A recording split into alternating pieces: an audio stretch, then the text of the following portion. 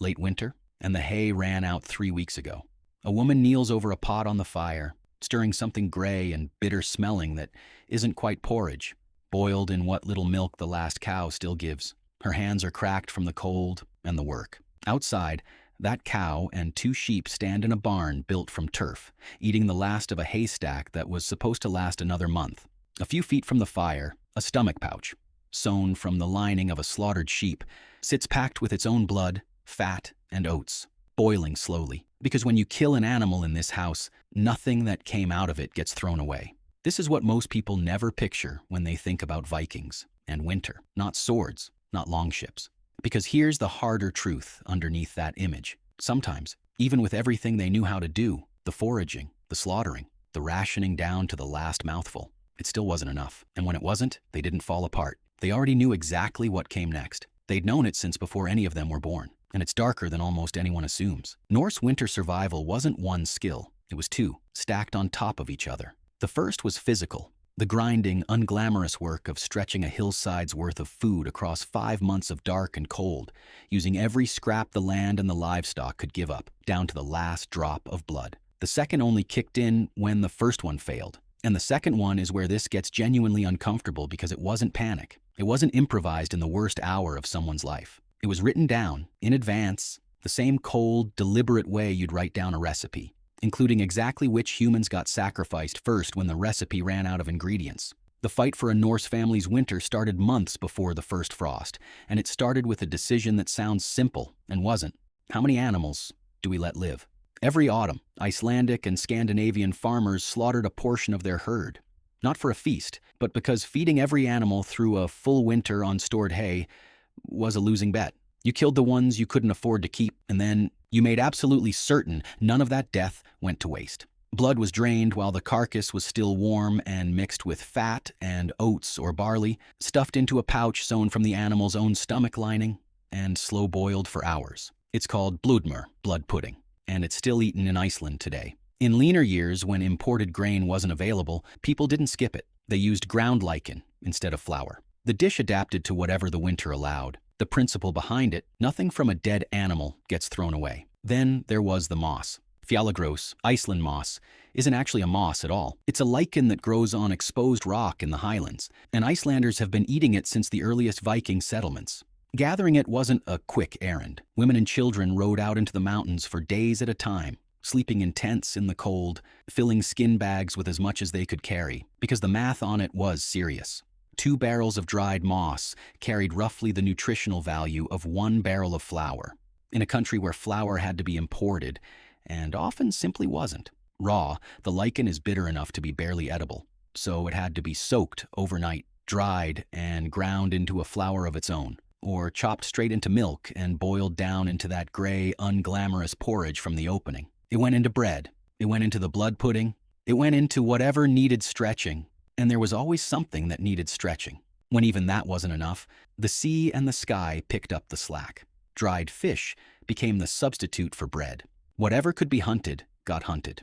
Birds, foxes, seals along the coast. Because in the arithmetic of a Norse winter, unusual wasn't a category that mattered. Calories were calories, and a body doesn't ask where they came from. You can still read the cost of that fight in the bones. At Risbru, an early Icelandic settlement, archaeologists examining the skeletons of the people who lived and died there found something the sagas never bothered to write down. Enamel that stopped forming properly on children's teeth during specific stretches of their early lives. Bones that grew more slowly than they should have. Joints damaged early by labor that started young. Those aren't stories somebody told later and might have exaggerated. Those are physical facts, sitting in the ground, that a body can't fake and a saga can't spin. Somewhere in that record is a specific child, on a specific bad year, whose body simply stopped growing normally for a while. And then, if they were lucky, started again. Every household ran this same operation, every single year, whether that particular winter turned out to be a bad one or not. Most years it held at a cost written quietly into the teeth of the children who lived through it. But most years is exactly the phrase that should worry you. Because a system built to survive an ordinary winter tells you nothing about what happens the year an ordinary winter refuses to be ordinary. And Norse society had already thought about that year too. They just hadn't thought about it the way you'd expect. Ask most people what happened when all of that Still wasn't enough, and you'll usually get the same answer. The old were sent to die, specifically sent off a cliff. The word is ättestupa, the image. Elderly Scandinavians, once they'd become too frail to be worth the food they ate, walking themselves, or being walked, to a designated cliff and jumping, so the family wouldn't have to choose between starving them and starving everyone else. It's a vivid image, and it shows up constantly. Documentaries, games, at least one recent horror film, and historians and linguists who've actually traced the term agree on something that pulls the floor out from under the whole vivid version. It's a myth, and not even a subtle one. It doesn't appear until the 17th century in Sweden, nearly 700 years after the Viking Age ended. Its entire origin is one seen in Grágás Saga, in an episode literally titled The Story of the Fools of the Valley, where a family so pathologically stingy with their wealth that the saga treats them as a joke throws itself off a cliff called ättestupa rather than share it. Read in context, it isn't a survival manual. It's satire, mocking greed, using suicide as the punchline for people too foolish to live sensibly. Centuries later, readers took the joke literally and forgot it had ever been one. No burial site backs it. No law mentions it. As far as the evidence goes, no one in Viking Age Scandinavia ever died that way because their family couldn't feed them. You'd think that should feel like relief. It doesn't, once you find out what actually replaced it. The real answer starts before a child's first winter, not the last one. And it starts with a decision made in the first hours of a life, sometimes before that life had even been given a name. In pagan Scandinavia, exposing an unwanted newborn, utbyrder, wasn't a crime. It was a legal decision, and it belonged to the father. Imagine what that actually looked like. A man, alone, carrying a newborn, out past the edge of the farm in the gray early light, to somewhere the household wouldn't have to walk past twice. No trial, no ceremony, nothing written about the moment itself because there was nothing to write. This was routine, not remarkable. When Iceland formally converted to Christianity around the year 1000, the compromise struck at the National Assembly says plenty on its own. Everyone had to be baptized. But two specific pagan customs got a temporary written exemption, because ending them overnight apparently wasn't realistic. One was eating horse meat. The other was carrying infants out into the cold and leaving them there. Norway's Gulating law carved out its own version of the same exception, later, even after Christianity had otherwise closed the door. An infant born with a severe deformity could still legally be carried to a church, symbolically received into the faith, and then left to die within sight of it. The law didn't hide the practice.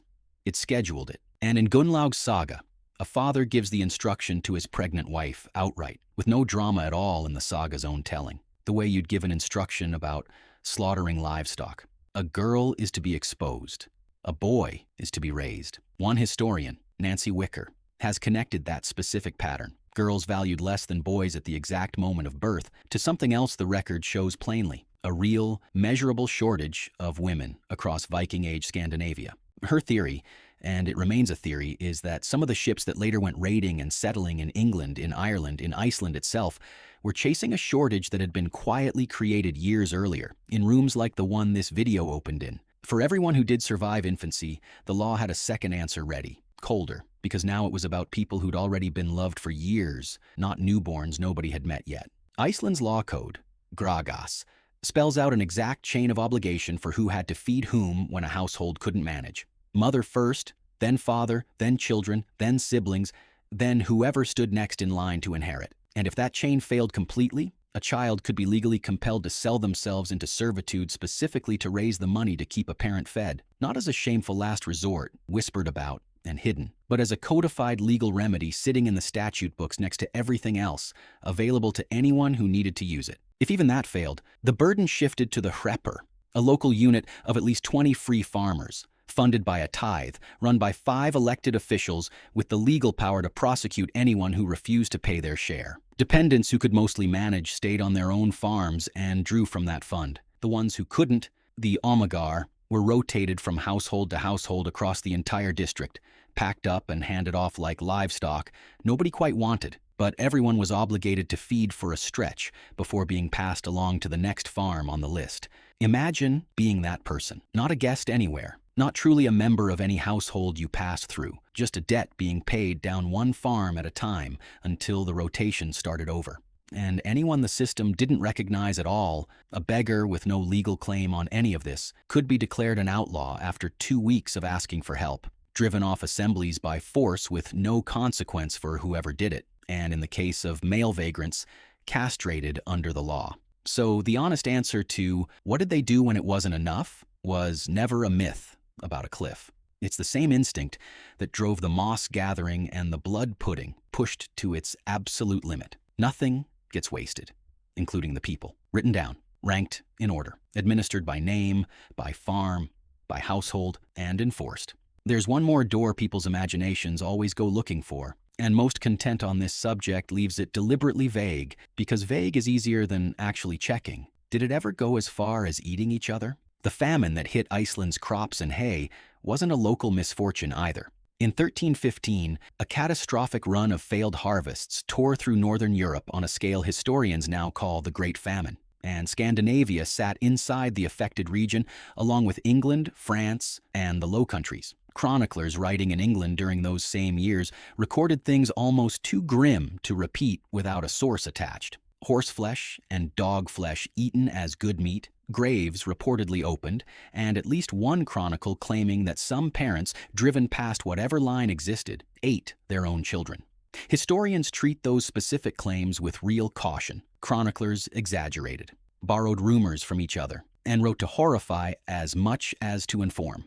But the famine itself, the scale of it, the fact that it reached Scandinavian shores too, is not in question. Somewhere on the other side of that same catastrophe, Norse households were doing exactly what we've already described: slaughtering, foraging moss, rationing blood, putting down to the spoonful, while an ocean and a channel away, people were allegedly eating what should never have to be eaten. Go looking specifically inside the Icelandic and Norse sagas for cannibalism, and you find it constantly, just never as a hungry person's last resort. Giants in the sagas eat human flesh as a matter of course, and the sagas use that appetite as shorthand for not fully human, a marker of monstrousness, not desperation. And the single darkest cannibalism scene in the entire Old Norse tradition has nothing to do with an empty barn at all. In Volsunga saga, Gudrun, betrayed by her husband, kills the sons she had with him, her own sons, cuts out their hearts, roasts them, and serves them to him at his own table, mixed into his mead.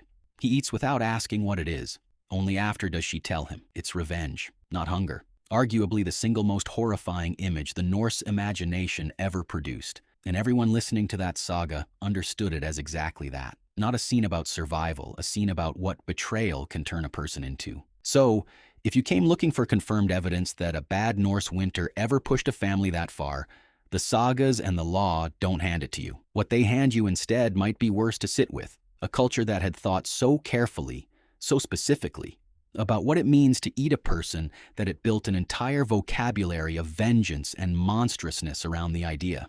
While, on an ordinary farm a few miles from where that saga was first told aloud, a real family was quietly deciding who got the last of the blood pudding tonight.